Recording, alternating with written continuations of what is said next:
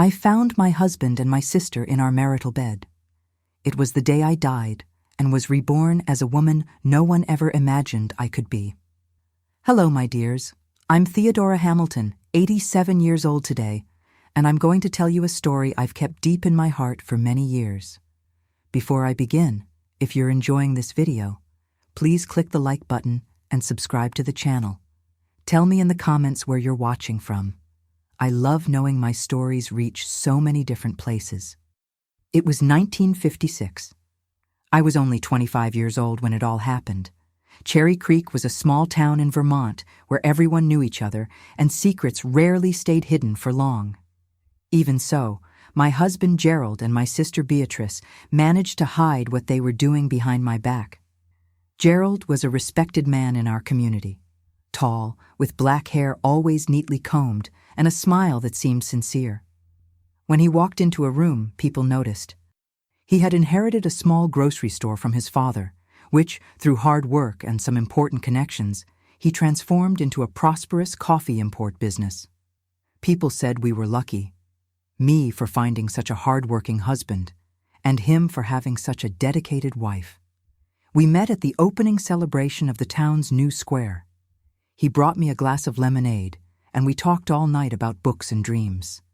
6 months later, we were married in a simple but beautiful ceremony at the town church. My sister Beatrice was my maid of honor, wearing a light blue dress that Mom had sewn especially for the occasion. She was 19 at the time, 5 years younger than me, and we had always been very close, despite our differences. While I was the studious one, a teacher at the local school, Beatrice was the dreamer who wanted to see the world beyond Cherry Creek. Our parents had already passed away, Dad from pneumonia when I was 18 and Mom 2 years later, from a broken heart, the neighbors said. I cared for Beatrice as if she were my own daughter, using my teacher's salary so she could finish her studies. The first 3 years of marriage were happy, or at least I believed they were. We lived in a pretty 3-bedroom house on Main Street, with a porch where I liked to grade my students' notebooks on Sunday afternoons. Gerald worked a lot, frequently taking trips to negotiate with coffee producers or to find new buyers in larger cities. Beatrice lived with us. There was nowhere else for her to go, and Gerald never objected. Your family is my family now, he would say, hugging me. She helped around the house when she wasn't busy dreaming about the big cities she saw in the magazines she bought with the money we gave her. Things began to change in the 4th year. Small changes that alone might not mean anything, but together formed a picture I should have seen earlier. Gerald began taking more trips, a week in New York, 3 days in Boston. He always came back with gifts for both of us, a silk scarf for me, a French perfume for Beatrice. I started noticing looks between them, conversations that stopped when I entered the room, a hand touch that lasted a second too long, but I pushed these suspicions away. It's your imagination, Theodora, I told myself. Gerald loves you, and Beatrice is your sister. They would never do this to you. In the summer of 1956, Gerald bought a small country house about half an hour from town. It was a simple but beautiful place, with an apple orchard and a view of the river. For the weekends, he said. But we rarely went there. Gerald always had too much work, too many meetings, too many commitments. I remember that Sunday as if it were yesterday. It was March. Summer heat still lingered, but heavy rain had been falling since morning. I had told Gerald and Beatrice I would spend the day at my Aunt Amelia's house, who was sick. Gerald mentioned he needed to go to Burlington for a meeting with coffee buyers coming from overseas. Beatrice said she would stay home since the rain had ruined her plans to visit a friend. I arrived at Aunt Amelia's around 9 in the morning. To my surprise, she was much better. It was just a passing ailment, she said, serving me a strong coffee. You didn't need to come in all this rain, child. We talked until after lunch, but seeing that she really was fine, I decided to return home early. The bus I took had to make a detour. The bridge on the main road was at risk of flooding because of the rain, so the driver followed a secondary dirt road that had turned into a muddy mess. It was a slow and uncomfortable journey, with the bus rocking and the passengers complaining. And it was precisely on this road that we passed by the property where our country house was located. We were on a curve when I saw Gerald's car, that dark green Ford he had bought the year before and of which he was so proud. It was partially hidden behind some trees, but I would recognize it anywhere. My heart raced. Burlington was in the opposite direction. What was Gerald's car doing there? "I need to get off here," I told the driver, who looked at me as if I were crazy. "Are you sure, ma'am? It's raining hard, and there's nothing nearby." "I'm sure. It's a family emergency." I got off in the rain, without an umbrella, feeling the water run down my face and soak my navy blue dress, my best dress. I walked through the mud to the property gate. The gate wasn't locked, nor was the door to the house.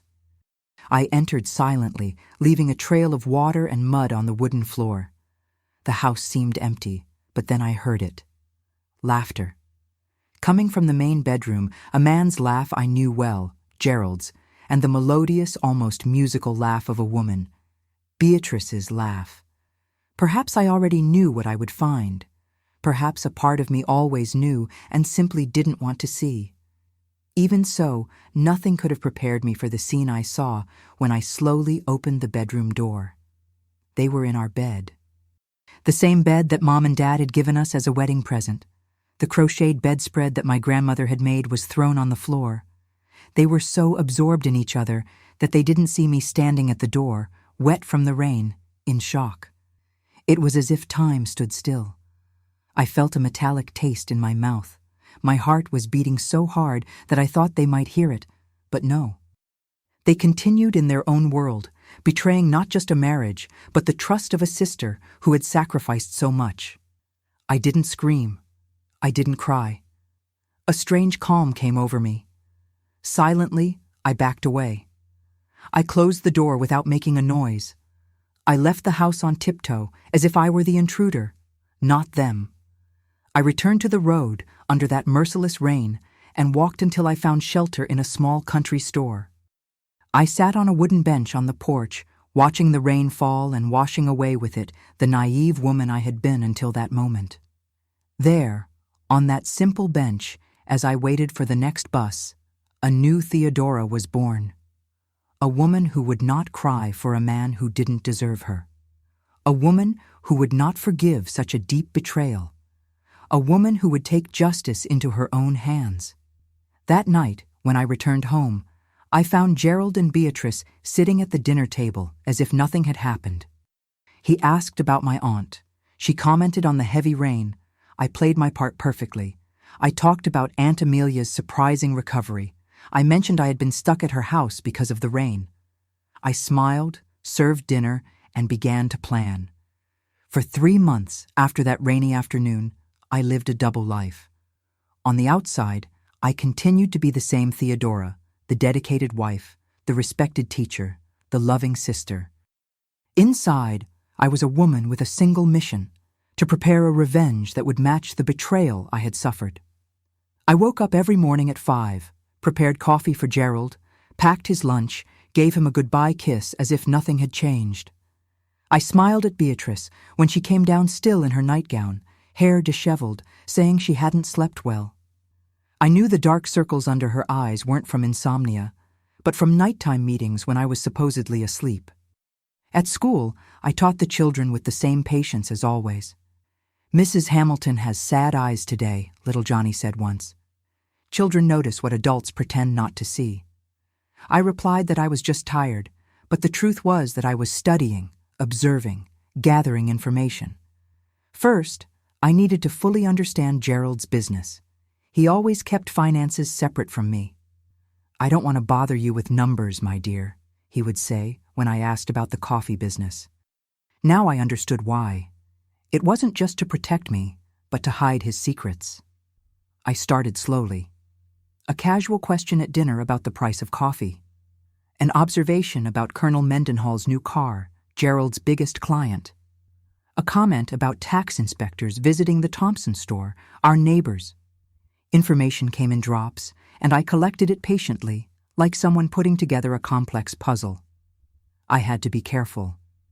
I knew that in a small town like Cherry Creek, walls had ears. If anyone suspected what I was planning, it would reach Gerald's ears before I could act. So, I created a routine to disguise my investigations. On Wednesdays, I said I had teacher meetings and left school later. In truth, I went to the neighboring town, Lake Crossing, where the bank Gerald kept his accounts was located. I befriended Mrs. Clyde, an elderly lady who worked cleaning the bank. She always saw me sitting on the bench in the square across the street, feeding the pigeons, and would come to chat. Gradually, I gained her trust. "My husband works so hard," I commented once. "Did you know he's expanding his business? He's going to open a branch here in Lake Crossing." "Is that so?" "I haven't seen your husband around here lately," replied Mrs. Clyde. "I only saw him that day when he came with that pretty young lady. Your relative, isn't she?" My heart froze, but I kept smiling. "Ah, yes, my sister Beatrice. They must have come to resolve something about the business. They must have gone to the safe deposit box too, because they took a long time," she commented innocently, not knowing the bomb she was dropping in my lap. That's how I discovered that Gerald and Beatrice came regularly to Lake Crossing, not just for their love affairs, but to move money in an account I knew nothing about. Little by little, with information gathered from Mrs. Clyde and observing the documents Gerald carelessly left in his home office, I put the puzzle together. Gerald wasn't just a coffee merchant. He was a tax evader who kept 2 sets of books. One official, shown to tax inspectors, and another real one, hidden even from me. The diverted money went to a secret account in Lake Crossing in the name of a distant cousin, who had died 3 years earlier. Since no one knew the cousin had died, the account remained active, fed by the dirty money from Gerald's business. And there was more. Through conversations with the son of the town's tax inspector, one of my students, I discovered that Gerald paid bribes to avoid detailed inspections of his warehouse. "Dad says Mr. Hamilton is very generous," the boy said innocently one day, when we were talking about what parents did. At home, I began searching for documents. I took advantage when Gerald went out on business. Now, I knew that many of these trips were to meet Beatrice at the country house, or in hotels in neighboring towns. I carefully searched his office, photographing documents with a Kodak camera I bought especially for this purpose, always leaving everything exactly as I found it. It was during one of these searches that I found, hidden behind a loose floorboard in the office, a diary. It wasn't Gerald's. The delicate, rounded handwriting belonged to Beatrice. My own sister documented her betrayal, not out of remorse, but as if collecting trophies. Details of her meetings with Gerald, plans for the future, a future without me. Entries dated 2 years back. The betrayal had begun much earlier than I imagined, almost since Beatrice had come to live with us. The diary mentioned a planned trip to Buenos Aires, where they intended to start a new life with money from the secret account. "Theodora will never suspect," one entry said. "She's too good, too naive. She thinks the world is like her books, where good always triumphs. She doesn't realize that some people simply take what they want." Those words, written by my own sister's hand, burned me inside. The pain of betrayal gave way to cold determination. I photographed every page of that diary, keeping evidence of what they planned to do. The next step was to create my own financial security. I started saving part of my teacher's salary, hiding the money in a box buried in the garden, under the rose bush I had planted when we moved into the house. It seemed little compared to the amounts Gerald moved, but it would be my insurance if something went wrong. In parallel, I befriended Mrs. Carmen, widow of the former sheriff and now manager of the post office.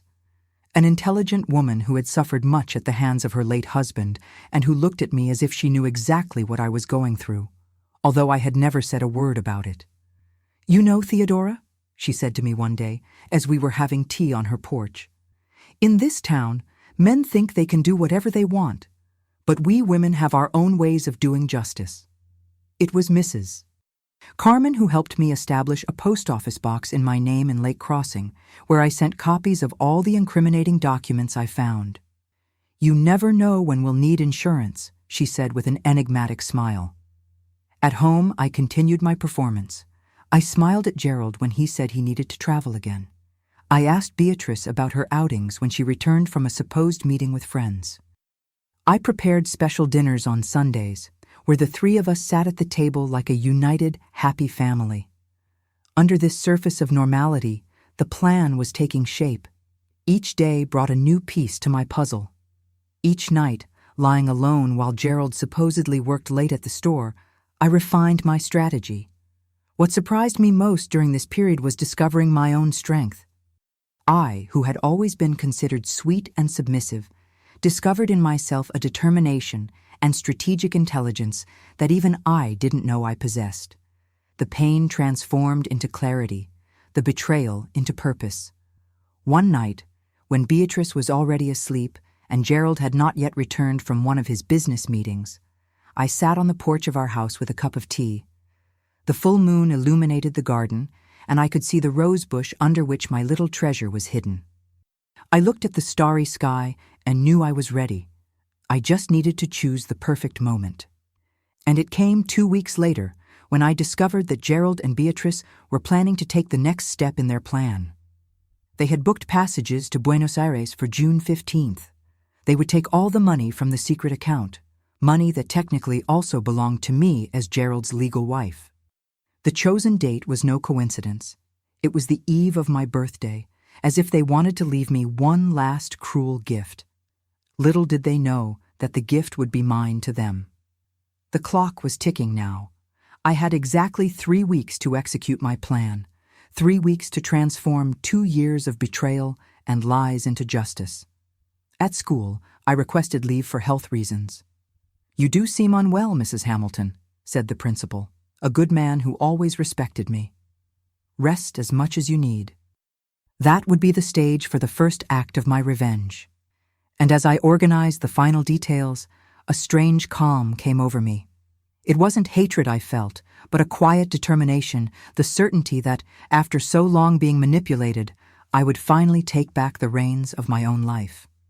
And so, in that spring of 1956, the sweet and naive teacher disappeared, giving way to a woman that no one, especially Gerald and Beatrice, would ever expect to find. If you've been following along this far, please leave your like and subscribe so you don't miss the continuation. The revenge is just beginning, and I guarantee you'll be surprised at what an apparently fragile teacher is capable of when doubly betrayed. June 10th, 1956, dawned with a clear sky and bright sunshine, as if nature wanted to witness what was about to happen. Only 5 days remained until Gerald and Beatrice's planned escape to Buenos Aires. And every detail of my plan had been meticulously prepared. I woke up early, as usual, and prepared a special breakfast: homemade bread that I had baked the day before, raspberry jam that Mrs. Wallace, one of my students' mother, had given me, and strong coffee, just the way Gerald liked it. I set the table with our best lace tablecloth, a wedding present from Aunt Amelia. "What's the special occasion?" asked Gerald as he entered the kitchen, adjusting his suspenders. "Nothing in particular," I replied with a smile. "I just woke up wanting to prepare something special for us." Beatrice came down shortly after, still sleepy, hair tied in a scarf. She looked at the set table with some suspicion, but sat down and served herself coffee. "I have a surprise for you both," I announced as I spread butter on the bread. "We're going to have a party next week. To celebrate your 3 years as owner of the business, Gerald." I saw the look they exchanged, a quick glance but loaded with panic. In 3 days, they would be far away if everything went according to plan. "Oh dear, we don't need a party," Gerald tried to dissuade me. "It was just another year of hard work." "I insist," I replied with firmness, disguised as sweetness. "I've already invited important people. The mayor confirmed his presence, as did Judge Fonseca and Sheriff Richardson. It would be rude to cancel now." I deliberately mentioned the local authorities. I saw Gerald's face pale slightly. He swallowed hard before forcing a smile. "If everything's already organized, but you could have consulted me first." "I wanted to make it a surprise. You always work so hard for others. You deserve to be celebrated." That morning was the first move in my chess game. I knew Gerald and Beatrice would now be in panic, trying to decide whether to advance their escape or stick to the original plan. Whatever the decision, I would be prepared. After breakfast, Gerald rushed off to the store, and Beatrice said she was going to visit a friend. I waited 15 minutes after she left and took the bus to Lake Crossing. I had an important meeting at the bank. The manager, Mr. Mitchell, received me with the deference he always reserved for the wife of an important client. "How can I help you, Mrs. Hamilton?" "I need to make a withdrawal from the joint account I have with my husband," I explained. "We're organizing a surprise party to celebrate his business success." I mentioned a considerable amount, not enough to raise suspicions, but sufficient for my purposes. Mr. Mitchell hesitated for just a moment. "It's usually your husband who makes the transactions, ma'am." "Yes, but as it's a surprise for him, and I'm sure everything is in order. After all, my name is also on the account." I smiled, maintaining eye contact. "Unless there's a problem." The manager looked uncomfortable, but eventually gave in. After all, my name really was on Gerald's official account as co-owner, not the secret one, which I hadn't mentioned yet. With the money safely in my purse, I headed to the post office. Mrs. Carmen was already waiting for me. "Is everything ready, Theodora?" she said, discreetly handing me an envelope. "The letters will be sent early tomorrow, as we agreed." I thanked her and put the envelope in my purse. Inside were confirmations that my anonymous complaints had been received by the state tax authorities. Detailed complaints about tax evasion practiced by Gerald Hamilton, coffee merchant in Cherry Creek, with supporting documents attached. I returned to Cherry Creek in the early afternoon and stopped by the town hall, where I was received by Mayor Wilson himself, a jovial man who had always appreciated me since I taught his children. "What a pleasure to receive you, Theodora. We're looking forward to the party next week." "Actually, Mayor Wilson, I came to make a small adjustment. The party will be tomorrow night. Gerald insisted on moving it up because he received news that some important buyers will only be in the region until Thursday." The mayor seemed surprised, but not bothered. "Tomorrow, well, no problem. I'll be there with Mrs. Wilson, of course." I repeated the same story to Judge Fonseca and to Sheriff Richardson. They all accepted the change, demonstrating the respect they had for our family. Few knew they were becoming key pieces in my plan. Upon returning home, I found Beatrice in the living room, nervously leafing through a magazine. She seemed relieved to see me. "Where have you been all day, Theodora?" Gerald called several times looking for you. "I was taking care of the party preparations," I replied casually. "Speaking of which, we have a change of plans. The party will be tomorrow night, not next week." I saw her face lose color. "Tomorrow? But why? Some important guests can only attend tomorrow. Gerald didn't tell you? I spoke with him earlier on the phone." It was a lie. Of course, I hadn't spoken to Gerald, but I knew that neither he nor Beatrice would admit to not knowing about each other's plans. "Ah, yes, he mentioned something, but I thought it was just a possibility." "No, it's confirmed. In fact, I'll need your help with the preparations. Could you go to Mr. Jeremy's store and pick up the drinks I ordered? I've already paid for everything." Beatrice hesitated, clearly wanting to speak with Gerald first, but she couldn't refuse without raising suspicions. "Of course, I'll go right now." As soon as she left, I went to the telephone, not to call Gerald, but to call the National Bank in Lake Crossing. Using the name of Gerald's deceased cousin and the information I had collected, I made a transfer. All the money from the secret account, the fruit of years of tax evasion and shady business, was sent to a new account opened weeks earlier in my name, in a bank in the state capital. It was a calculated risk. If something went wrong, Gerald would discover my betrayal before I could complete my plan. But the years of silent observation had given me knowledge of every detail necessary to execute that transfer. The bank employee suspected nothing. When Gerald came home that night, he seemed tense. He went into his office and closed the door, something unusual.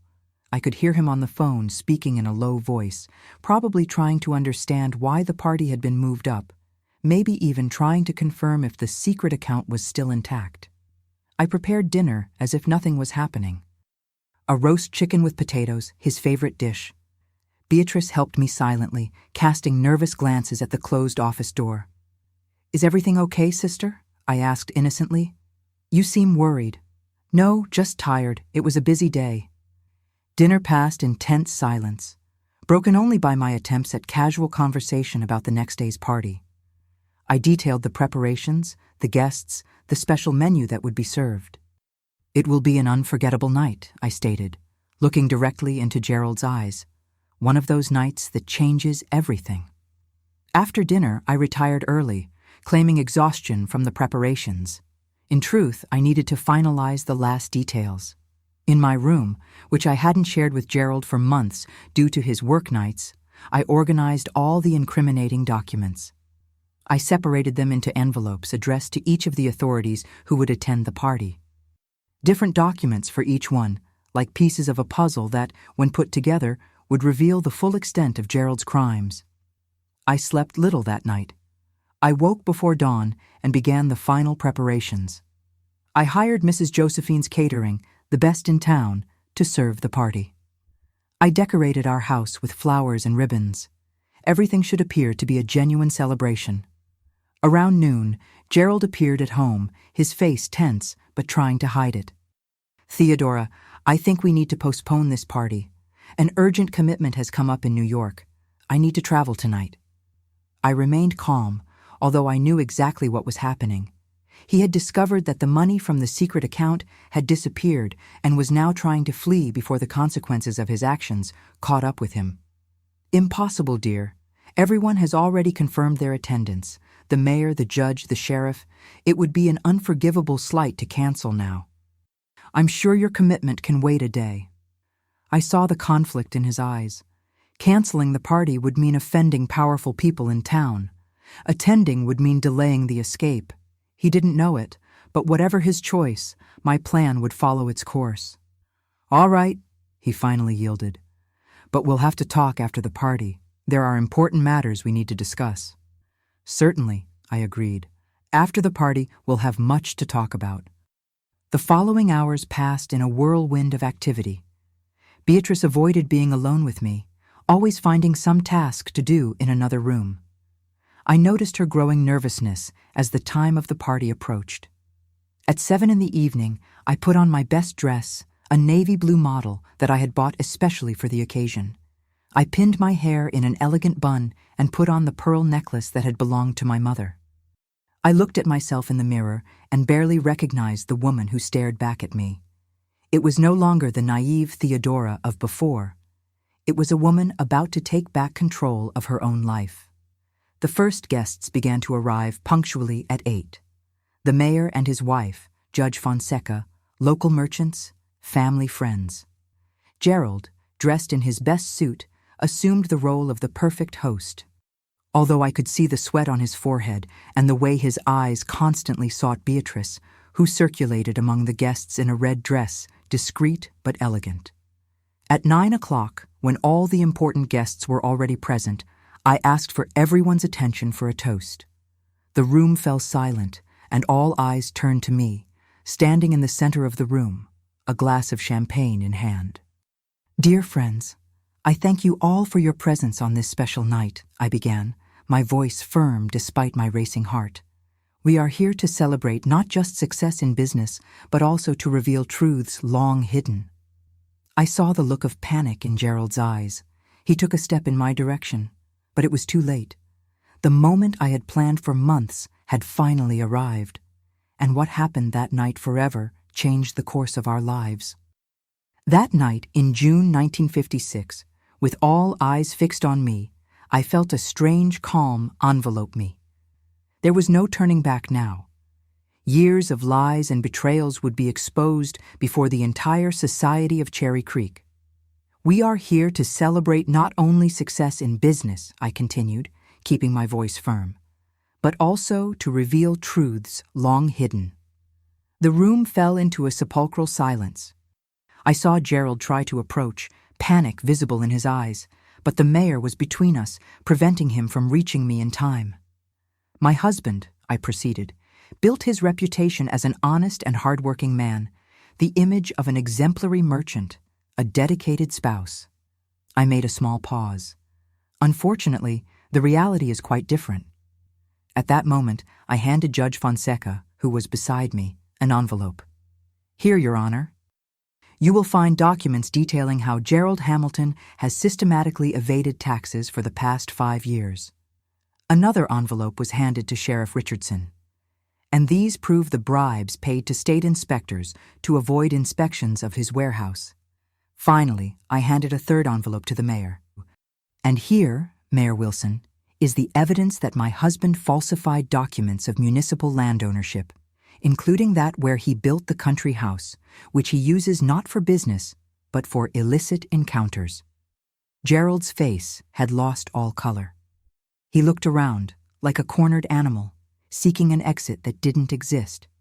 Beatrice, standing near the kitchen door, dropped the tray she was carrying, the crash of breaking glasses echoing in the shocked silence of the room.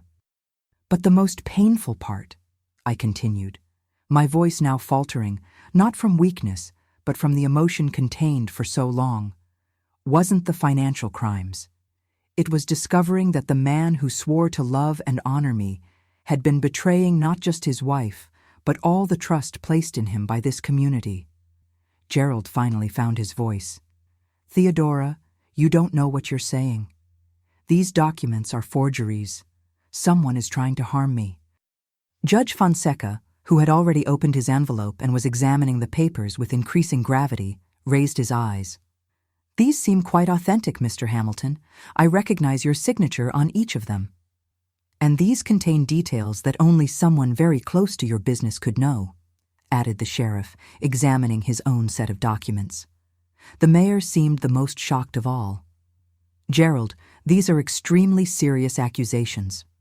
If confirmed, and they will be confirmed, I interrupted, because they're not just papers, there are also witnesses. The manager of the National Bank of Lake Crossing, for example, will confirm that Gerald maintains a secret account in the name of a deceased cousin, where he has deposited money of illicit origin for years. At that moment, I noticed that Beatrice was trying to discreetly leave the room. And as for you, sister, I said, my voice now laden with a sadness I could no longer conceal, are you going to flee as you plan to do tomorrow? All eyes turned to Beatrice, frozen by the door. Yes, I know about the tickets to Buenos Aires. I know about the plan you two had to escape with money that doesn't belong to you. Money that rightfully belongs to the state as unpaid taxes and to me as a legally married wife. The silence in the room was so dense that we could hear Gerald's heavy breathing. Mrs. Wilson, the mayor's wife, brought her hands to her mouth in shock. Colonel Mendenhall, Gerald's biggest client, moved away from him as if fearing contamination. Gerald tried one last card. Theodora is disturbed. She's been imagining things, creating fantasies. That's when I pulled Beatrice's diary from the small purse I carried. Fantasies like these, written by my own sister's hand? I opened the diary to a marked page and read aloud. Gerald says that as soon as we transfer the money to Buenos Aires, we can finally be together without needing to hide. Theodora will never suspect until it's too late. The words hung in the air like a sentence. Beatrice sobbed, her face contorted in a mixture of shame and anger. Gerald seemed to have aged 10 years in minutes. Sheriff Richardson cleared his throat, clearly uncomfortable with the scene, but fulfilling his duty. Mr. Hamilton, I'm afraid you'll have to accompany me to the station to answer questions about these accusations. This is absurd, Gerald shouted, his face now red with anger. You can't believe her. She's trying to destroy me out of jealousy. The documents speak for themselves, replied Judge Fonseca coldly. And we can easily verify the authenticity of all this. That's when Gerald completely lost control. With an abrupt movement, he grabbed my arm forcefully. You viper! What did you do with the money from the account? Where did you transfer it to? His desperate question was the final confirmation everyone needed. It was no longer the word of a betrayed wife against a supposedly innocent husband. It was the involuntary confession of a cornered man. Sheriff Richardson and 2 other men quickly advanced, separating Gerald from me. "This only makes your situation worse, Hamilton," said the sheriff, holding him firmly. As they took Gerald outside, he shouted threats and accusations. The party that was supposed to celebrate his business success had transformed into the stage of his public disgrace. Beatrice remained motionless, tears silently streaming down her face. When our gazes met, I saw no remorse in her eyes, only anger, and perhaps a little fear. "And what about me?" she finally asked, her voice almost inaudible. "You didn't commit any financial crimes, at least none that I know of," I replied, exhaustion beginning to take over me after the adrenaline of that moment. "But I suggest you leave this house today and this town, if you have any sense." The guests began to discreetly withdraw, murmuring among themselves. Some cast looks of pity at me, others of veiled admiration. In a few minutes, the house that had been the stage of so many lies emptied. I stayed alone in the room among the remains of the party that never really happened. Half-full glasses, untouched plates of food, disarranged chairs. I sat on a sofa and, for the first time since I discovered the betrayal, allowed myself to cry. They weren't tears of sadness for the loss of a marriage or a sister. They were tears of relief, of liberation. The weight of lies and betrayals had finally been removed from my shoulders. The next morning, the news of Gerald Hamilton's arrest spread through town like wildfire. They said the sheriff found more incriminating documents in his office at the store, confirming everything I had reported. They also said that Beatrice had left on the first bus to the state capitol, taking only a small suitcase. I remained at home, receiving only Mrs. Carmen, who came to bring tea and solidarity. "You were braver than many, Theodora," she said, squeezing my hand. "Few women would have the strength to do what you did." In the following weeks, the investigation into Gerald's business revealed even more irregularities. It was discovered that he had mortgaged our house without my knowledge, using the money for speculative investments that failed. Evidence was also found that he adulterated the quality of the coffee sold, mixing inferior beans with premium ones, which he charged premium prices for. The trial took place 3 months later. Sitting in the courtroom, I heard Gerald plead innocent, accuse me of setting him up, of revenge out of jealousy, but the evidence was irrefutable. He was convicted of tax evasion, document forgery, bribery of public officials, and commercial fraud. The sentence, 8 years in prison.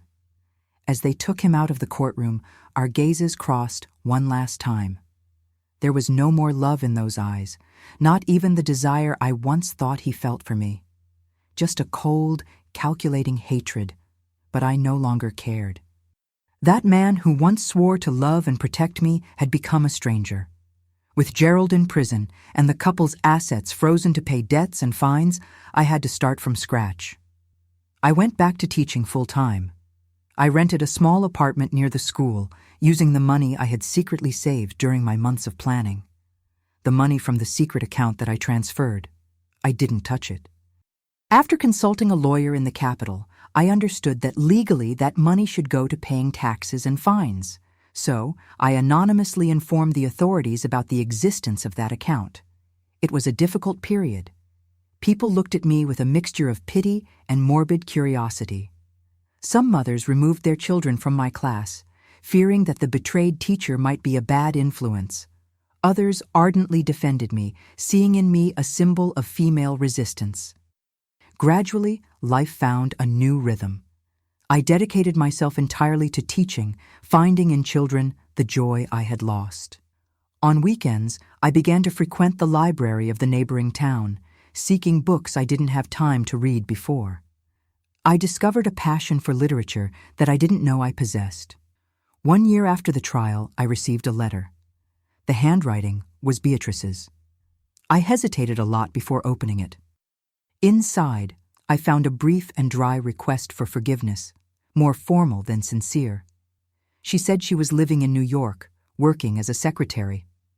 I didn't respond. Gerald never wrote to me. I learned, through the lawyer who handled our divorce, that he blamed me entirely for his ruin. In his distorted mind, I was the villain who destroyed his perfect future with Beatrice. This version of the story probably comforted him in the cold cell of the state penitentiary. Time passed, and wounds began to heal. At 28, I was a divorced woman in an era when that carried a stigma, but I was also respected for the courage to face corruption and betrayal, for not having remained silent when it would have been easier to pretend nothing had happened. In 1958, I was invited to take over as principal of a school in the state capital. It was an opportunity to start anew, away from the whispers and glances of Cherry Creek. I accepted without hesitation. And it was in the capital, at a conference of educators in 1959, that I met Augustus, a gentle widower, a history professor, with kind eyes and hands that carried books instead of secrets. Our romance was slow, cautious on my part. The fear of a new betrayal shadowed each new step, but Augustus was patient. "Time reveals the truth of people," he would say, "and I'm willing to wait as long as necessary for you to see mine." We married in 1961, in a small, discreet ceremony. We began a life together based on mutual respect and the honesty I never knew with Gerald. Augustus never asked me details about my first marriage, and I rarely spoke about those years. It was as if that Theodora, naive and betrayed, was another person, a character from a book I read a long time ago. In 1963, our daughter, Eliza, was born. Holding that little miracle in my arms, I silently thanked for the strength I found to break with a past that could have destroyed me.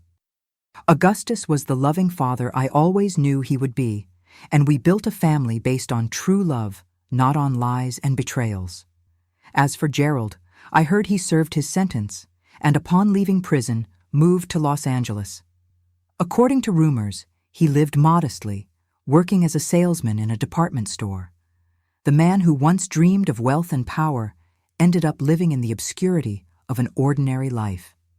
The years following my move to the capital were of reconstruction.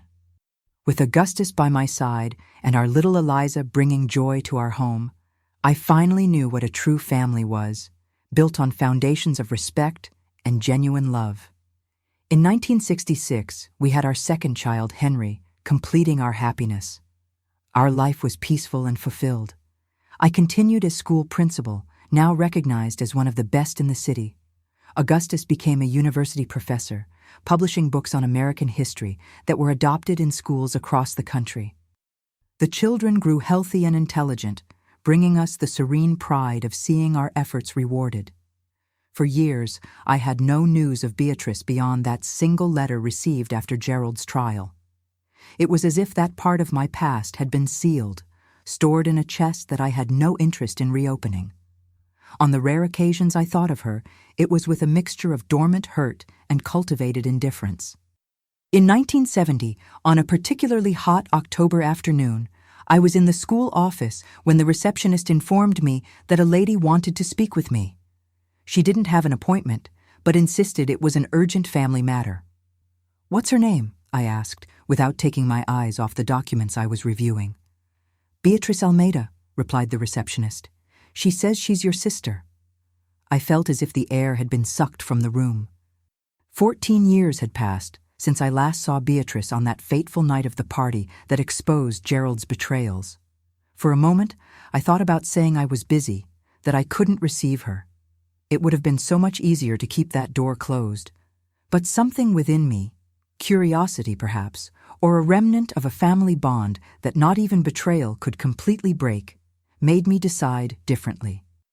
"Ask her to come in," I finally said, straightening in my chair and preparing for whatever came next. The woman who entered my office barely resembled the seductive and confident young woman who was once my sister. Beatrice was thinner, her face marked by lines that spoke of difficult years. She dressed with simplicity, almost poverty, but what impressed me most were her eyes. That defiant shine they always carried had been replaced by an expression of weariness and, I dare say, regret. "Hello, Theodora," she said, her voice trembling. "Thank you for receiving me." I indicated the chair in front of my desk. "What brings you here after so many years, Beatrice?" She sat down, her restless hands on the worn purse she carried.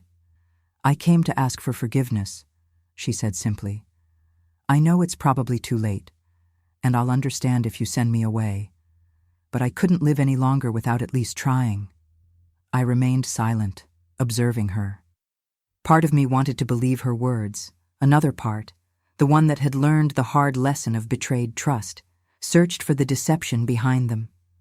"Why now, Beatrice? It's been 14 years. She sighed deeply. "Because only now did I have the courage." She hesitated, as if measuring her words. "And why?" "Because I'm sick, Theodora. I don't know how much time I have left." The revelation fell like a stone between us. I examined her face more closely and noticed signs I hadn't perceived before.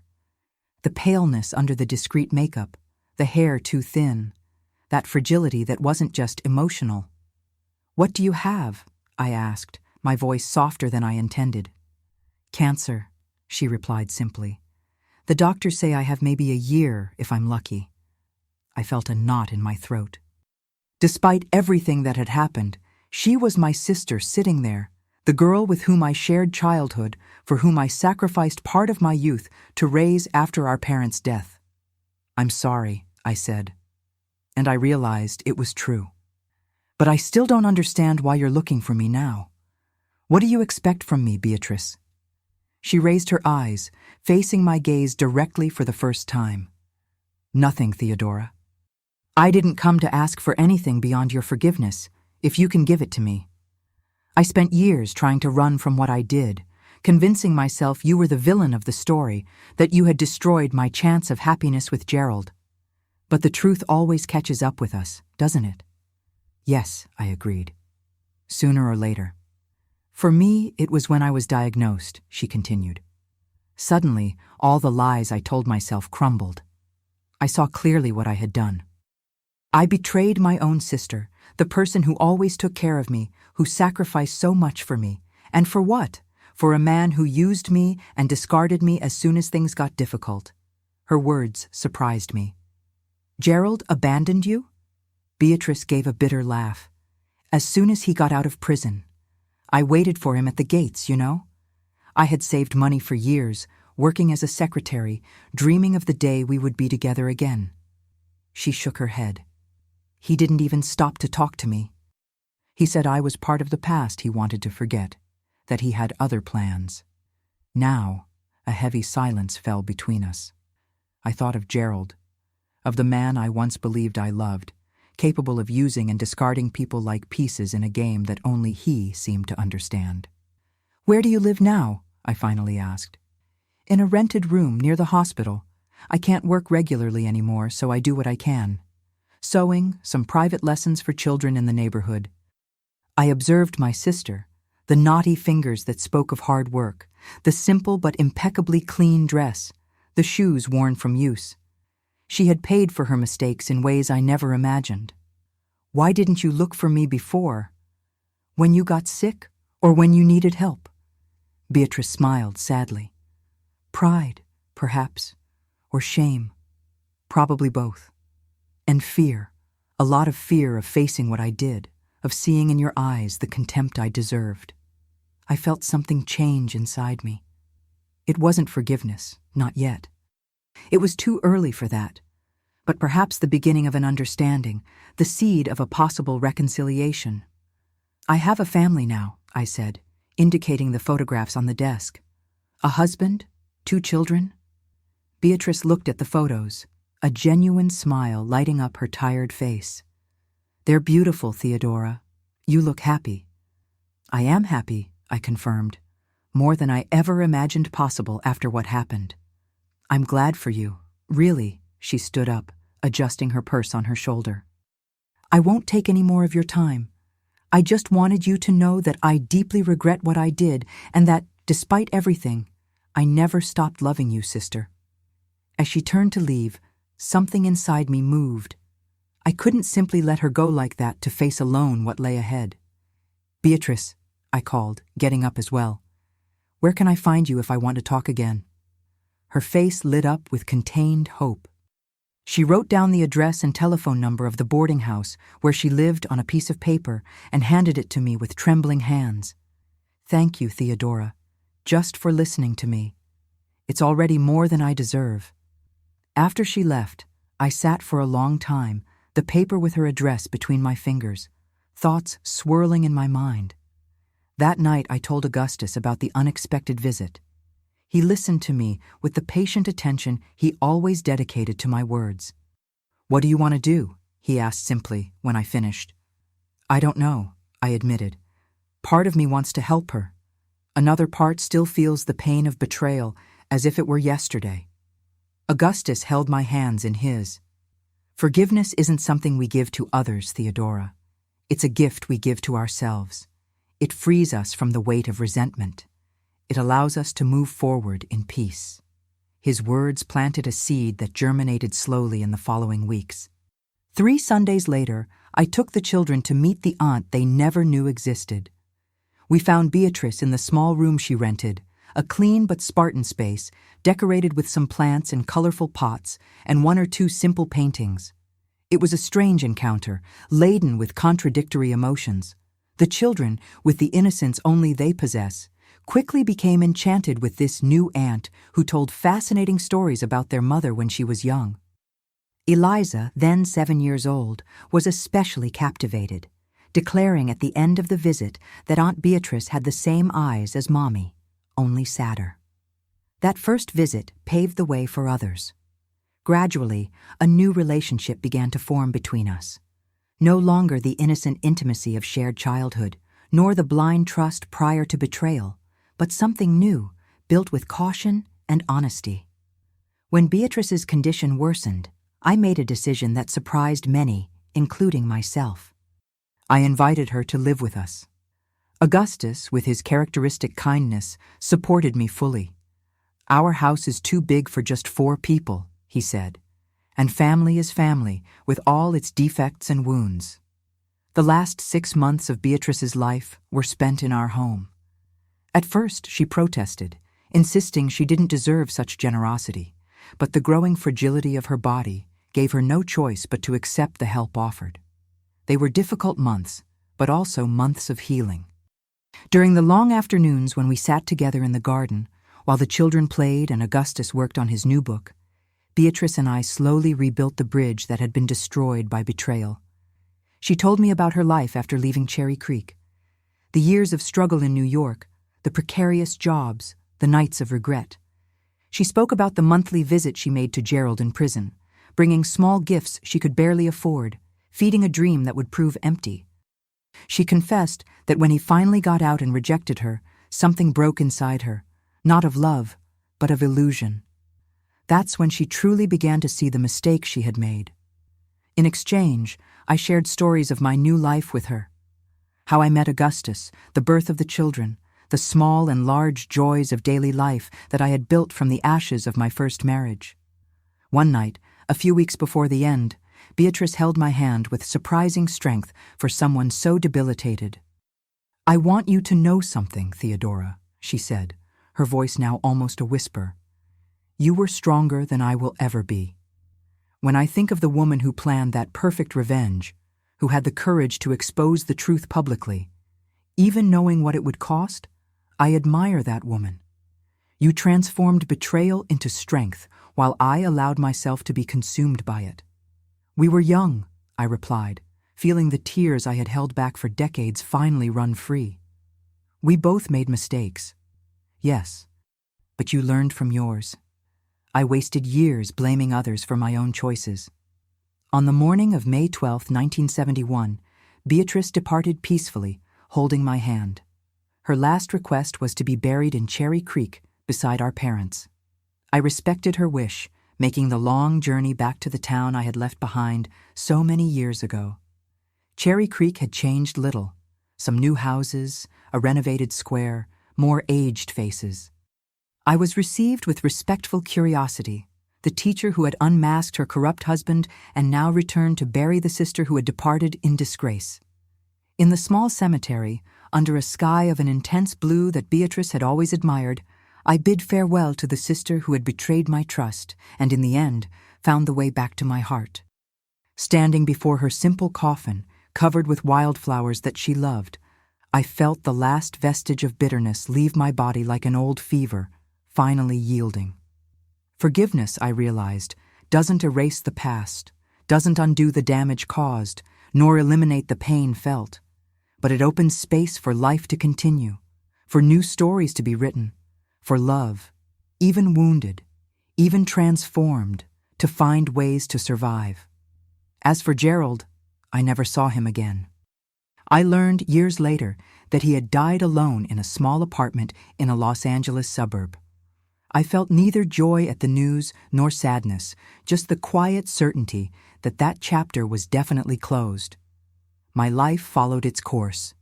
The children grew up, graduated, built their own families.